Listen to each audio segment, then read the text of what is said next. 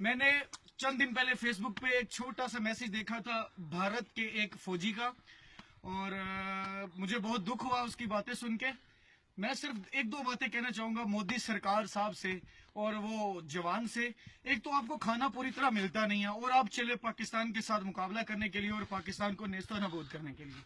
ओ भाई अपने मोदी सरकार से इतना तो पूछ लो कि सारी जिंदगी वो चाय बेच बेच के आज अगर आपका प्राइम मिनिस्टर बन गया है तो आप उसकी बातों में आ रहे हो, ठीक है।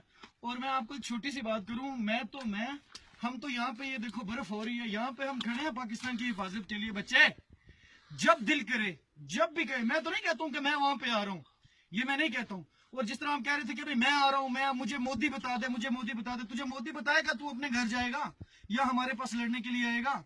हमें बच्चे इजाजत लेने की जरूरत नहीं पड़ेगी। जब कभी हमारे मुल्क पे किसी की तरफ से आ जाने की कोई हुई ना तो हमें किसी से इजाजत की जरूरत नहीं पड़ेगी।